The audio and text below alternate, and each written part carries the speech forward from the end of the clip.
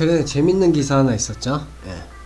전월세 상한제 전월세 상한제 5년 동안 5년 동안 인상 못하는, 예. 지금 현재로는 2년 동안 인상을 못하죠. 예. 2년 동안 특별한 그게 없으면 2년 동안 인상을 못해요. 그러니까 1년의 계약을 했어.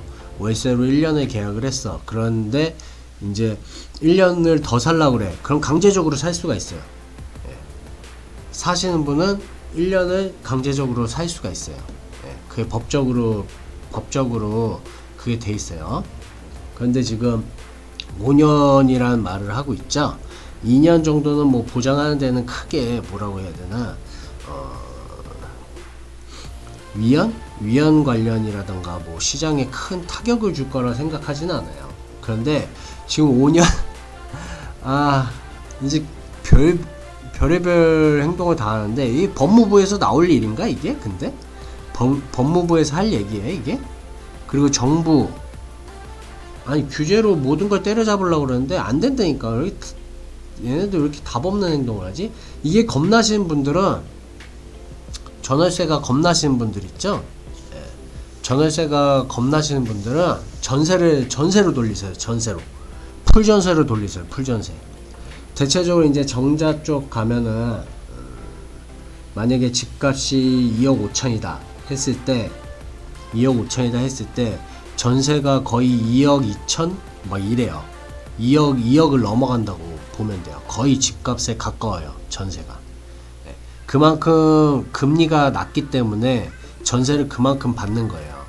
그런데 만약에 임대사업자를 가지고 계신 분들, 그러니까 임대로 인해서 이제 은퇴를 하신 분들, 연세가 있으신 분들은 이제 임대사업을 하겠죠. 임대사업을 하시는 분들은 임대로 이제 생활을 하시는 분들, 솔직히 말해서 국민연금으로 생활이 보장이 돼요? 안 되죠? 국민연금으로 생활이 보장되게끔 해놓고, 뭐 집값을 잡네, 뭐 전세값을 잡네, 월세를 잡네, 뭐 이런 소리를 하면은 그러면은 그나마 이해를 하겠어요. 네. 그잖아요. 아니면 완전 고용이던가, 우리나라가 일거리가 너무 넘친다던가. 네. 그래서 이제 지금 100세 시대, 150세대 세대라고 이야기를 하는데, 시대라고 얘기를 하는데, 뭐 60세, 70세, 80세가 되더라도 정장하면 일할 수 있는, 네? 그런 여건을 만들어 주던가. 그럴 가능성이 희박하죠. 우리나라는 지금 이미 중진국에 들어와 있고, 우리나라 달러 대비 우리나라 돈의 가치가 그렇게 큰 차이가 없잖아요. 네. 다른 후진국이나 개발도상국에 비해서 큰 차이가 없잖아요. 그렇기 때문에 우리나라는 이제 물가가 거의 비슷비슷하다는 거죠. 해외나 선진국하고 거의 비슷비슷하다는 거죠. 그래서 완전 고용에 들어갈 수가 없어요. 저희는 수축 사회이기 때문에 완전 고용에 들어갈 수 없는데, 기업을 때려잡고 있으니까 더 고용이 힘들죠. 그리고 고용의 유동성이라고 해야 되나? 그런 게 희박하죠. 우리는 이제 정규직으로 되면서, 정규직을 추진하는, 정규직도 없애야 돼요. 솔직히 말하면 노동개혁을 하긴 해야 되는데 뭐 일단 말이 샜는데, 만약에 집을 가지고 계신 분은, 그러니까 임대 사업을 하시는 분은 전세로 돌리세요. 전세를 돌려서 그 돈으로 이자를 챙기시는 게 나아요. 만약에 이런 식으로 된다면. 만약에 5년 제한에 걸린다면, 대응 방법은 풀전세로 해가지고 아파트 가격의 거의 근사치의 풀전세를 돌리는 거죠. 풀전세로 받아가지고 그 돈을 은행 이자를 하든 투자를 하든, 그렇게 해서 하시는 게 낫다는 거죠. 그 이유는 단 하나예요. 그 이유가 왜 그러냐면, 월세는 만약에 그냥 대충 얘기할게요. 50이라고 50만원이라고 했을 때, 한 달에 한 달에 50만 원이라고 했을 때 꾸준히 50만 원을 받게 되죠. 근데 만약에 자금이 뭐 50만 원이라고 하면은 한 2억 정도라고 2억 정도죠. 담보대출 기준으로 얘기한 거예요. 한 1억에 25만 원 정도 될 거예요. 그래 2억 정도로 했을 때 2억을 계속 굴리면 그냥 은행에 넣어놓는다고 전제하에 그럼 물가가 상승하면 어떻게 돼요? 금리가 상승을 하죠. 방어를 해줘야 되니까. 물가가 상승한다는 건 그 이유가 뭐예요? 돈의 가치가 하락한다는 거예요. 반대로 돈의 가치가 하락하기 때문에 물가가 상승을 하는 거예요. 그럼 돈의 가치가 하락하면 어떻게 해야 돼요? 그걸 방어하기 위해서 금리를 올려야 돼요. 금리를 왜 올리냐면 돈이 회전이 많이 되기 때문에 물가가 상승하는 거기 때문에 그거를 막기 위해서 금리를 올리는 거예요. 금리 갖고 경제를 유동성을 풀고 묶고 이런 식으로 하는 거예요. 계속. 국가가 할 일은 그거죠. 그 국가라고 얘기하면 좀 그런가? 한국은행이 할 일은 그거죠. 한국은행이 할 일은 그거라는 거죠. FRB처럼 그런 식으로 돈을 풀고 묶고 하는 거는 물론 금리도 있겠지만 다른 방식으로도 있겠지만 만약에 금리가 상승한다고 전제하에 만약에 집값이 상승하고 뭐 이러면 물가 상승률 때문에 금리가 상승할 수밖에 없어요. 그러면 2억을 가지고 있는 사람은 금리를 더 받겠죠. 그 월세가 기준이 뭐예요? 이 월세로 50만 원을 받느냐 아니면 2억을 받느냐 2억을 전세를 받느냐는 거죠. 전세를 받느냐는 거죠. 그러면은 50만 원은 꾸준히 50만 원이 들어오죠. 50만 원이 꾸준히 들어온다고요. 금리가 인상이 된다 하더라도. 왜냐면 5년 동안 묶었으니까. 5년 동안 묶는다면. 근데 2억을 자금을 받아서 은행에다가 이제 채권에 투자를 하든 아니면 은행에다 넣어놓던 한다면 어떻게 될까요? 1년 단위로 넣는다고 했을 때 금리가 올라가는 만큼 이 월세 그러니까 임대 수익은 올라가는 거죠. 결국에 임대 수익은 올라가게 돼 있어요. 그러면 전세를 돌리는 게 낫겠죠. 그럼 이 전세를 사용하기 위해서 전세 대출을 받는 사람들은 금리가 또 낮죠. 금리가 또 낮아요. 금리가 낮아요. 그러면 서로 땡큐인 관계가 되는 거죠. 이건 국가에서 지원해 주는 거니까. 그죠? 국가에서 지원해 주는 거고.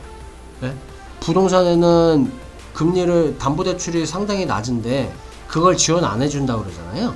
국가에서는 지금 하는 규제를 보면은 하는 꼬락선을 보면은 그 지원을 안 해준다는 거잖아요. 그러면은 그런 입장에서 봤을 때는 절대적으로 얘네가 만약에 전세를 사는 분들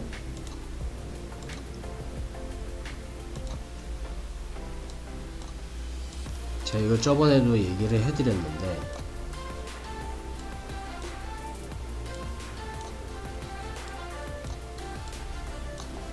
5분위로 나눴을 때 여기가 중산층이란 말이에요. 중사층하고 중상하고 중하가 있다면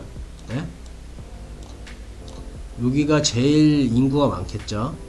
인구가 제일 많은 지역 그러니까 인구가 제일 많은 곳이 서민이라고 표현할게요. 이거를 서민이라고 표현을 할게요. 서민이라고 했을 때 저도 서민이지만 서민이라고 했을 때 이 서민들한테 세금을 거둘 수가 없어요. 그래서 지금 부동산을 때려잡고 있는 거예요. 지금 뭐 보유세를 물린다는 등 지금 뭐 애견 같은 거 애견세를 낸다고 그러죠. 애견세를 물린다고 그러잖아요. 그거 다 이제 세수가 안 거치니까 하는 건데 애견세를 왜 애견세를 물린다고 생각을 하세요? 당장 먹고 살기 힘든 사람들은 애견을 키울 생각을 못 하니까. 그럼에도 키우는 사람들도 많은데 그걸 생각 못 하고 그냥 애견 보유세를 물린다는 거예요. 왜? 지금 여기에요. 지금 목표가 여기에요. 딱 요거 때려잡는 거예요. 여기 때려잡는 거예요. 여기. 왜? 자기 표를 갉아먹을 수는 없잖아요. 지금 정부랑 여당이 자기 표를 갉아먹을 수는 없으니까 여기를 때리는 거라고. 중상층을. 맨 위에를 때리면 어떻게 된다? 맨 위에를 너무 때리면, 과하게 때리면 어떻게 된다? 이탈을 한다. 한국에서 외국으로, 해외로 이탈을 하죠. 해외를 이탈할 수 있는 여건이 충분하죠. 글로벌 기업들은. 가능성이 크다는 거예요. 유럽에서도 유럽에서도 그런 일이 있었어요. 이건 선례가 남았어요. 결국엔 얘네 유럽에서 어떤 국가인지는 제가 자세히 책에서 읽었는데 기억이 안 나요. 근데 그 국가가 결국에는 법인세를 낮췄어요. 법인세를 많이 올렸다가 법인세를 결국엔 낮췄어요. 그러니까 해외로 다 이전을 하는 거예요. 국가들이. 그러니까 기업들이. 법인세 때문에. 자기네가 당장 망하게 생겼는데 세금 내다가. 그렇잖아요. 지금 중상층에서도 좀 잘 산다는 중상층, 상위권 중상층들은 어떡할까요? 이렇게 세금 계속 때리면. 여기를 계속 죽이려고 하면 어떻게 할까요? 너네 죽어라 이러면서 계속 죽이려고 하면 어떻게 할까요? 얘네들도 견디다 나가겠죠. 실제 우리나라는 너무 세금을 때리려는 그런 악법이 많아요. 그러니까 서민 위로는 세금으로 다 조지려고 하는 그런 게 너무 많아요. 특히 지금 여권이나 지금 무능한 대통령 잘못 뽑아가지고 더 심해졌죠. 일단 65%죠 상속세. 분명히 그 부모님이 꾸준히 세금을 내고 꾸준히 성실하게 납세를 했음에도 불구하고 만약에 상속을 할 때는 65%를 내는 거죠. 결국엔 자기가 다 쓰고 죽는 게 낫다던가 아니면 무기명 채권으로 돌려버리는 게 낫다던가. 이거는 뭐 무기명 채권은 그냥 웃자고 한 얘기고, 우리나라에서 상속을 안 하면 되죠. 좀 돈 좀 많다. 돈 좀 많은데 하기 싫다. 65% 내기 싫다. 솔직히 우리나라 기업들 65% 낸다고 생각을 해보세요. 만약에 지분이 50%를 가지고 있었어. 50%의 지분을 가지고 있었어. 여기서 반이 날라가 버려요. 한 20% 정도 남겠죠? 20% 남으면 이 기업이 누구네 기업이에요? 누구네 기업이 되냐? 그렇다고 국가에서 이 기업을 이 기업의 소유권을 보장해줘요? 보장해줄 수가 없죠. 그거는 또 위헌이니까. 세금이 이렇게 내게 하고. 그러니까 결국에는 지금 이제 이런 식으로 계속 세금으로 때리려고 하다가 이제 세금으로 때린다고 욕을 먹으니까 이제 그 월세 이런 식으로 얘기를 하는데 월세에 대한 대안은 전세요. 무조건 전세로 돌리세요. 전세로 돌리시고 그 돈 갖고 굴리시라는 거죠. 은행에다 굴리세요. 안전하게.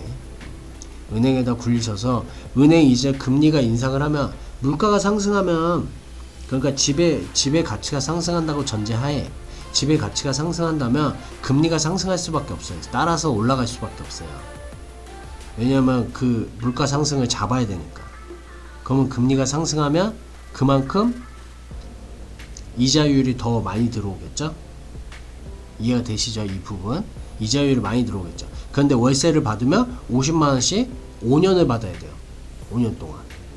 근데 전세로 받아놓고 그걸 돈을 굴리면 금리로 이자율이 인상이 되기 때문에 이자율 때문에 더 많은 돈을 받을 수가 있게 된다는 거죠.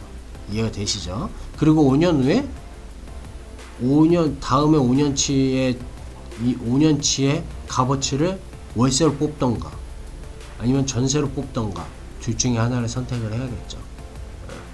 그 5년 계약을 의무화시켜버리던가 아주 그냥.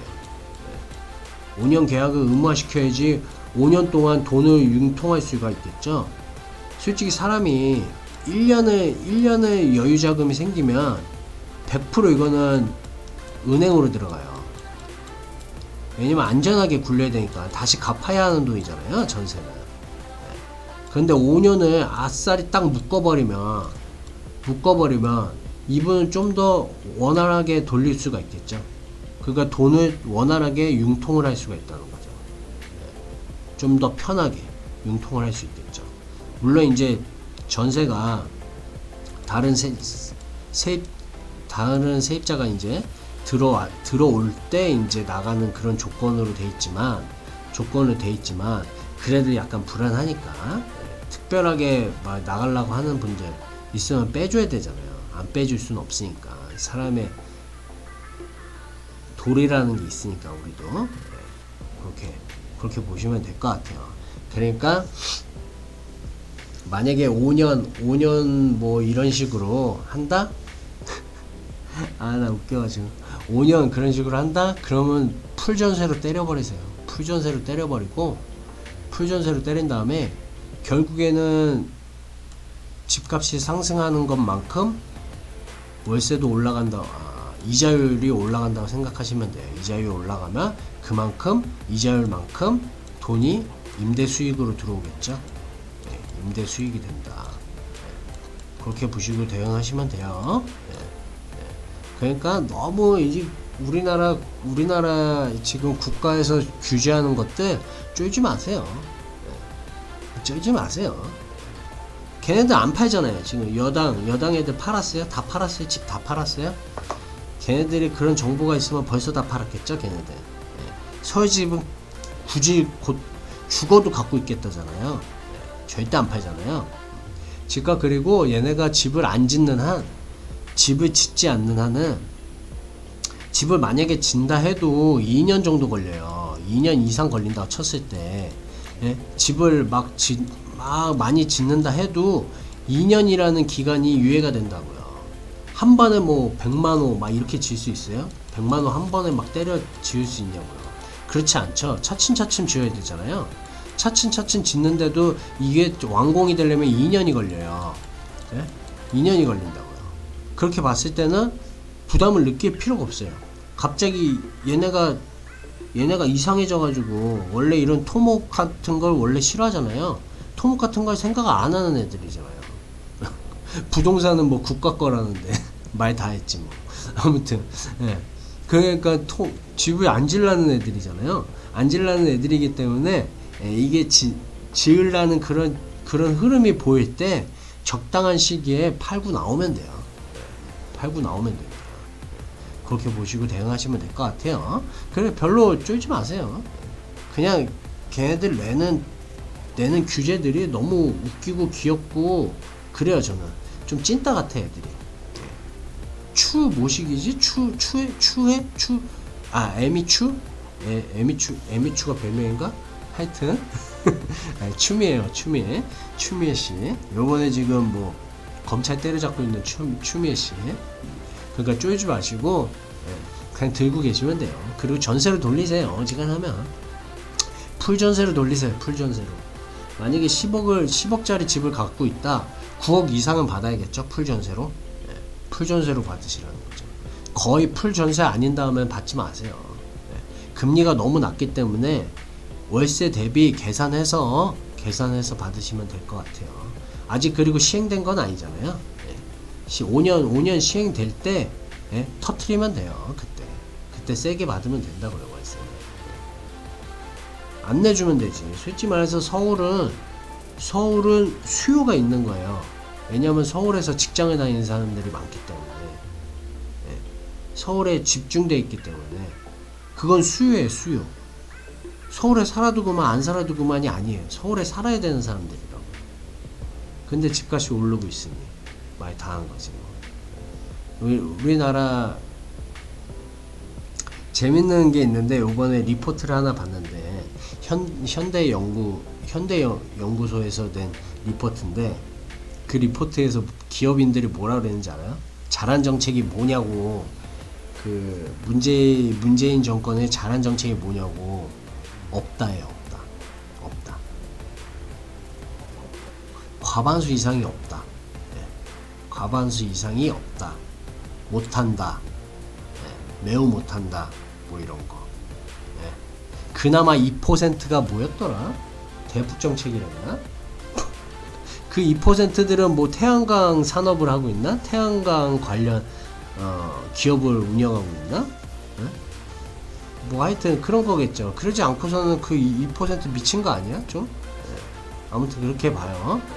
여기까지 해드릴게요.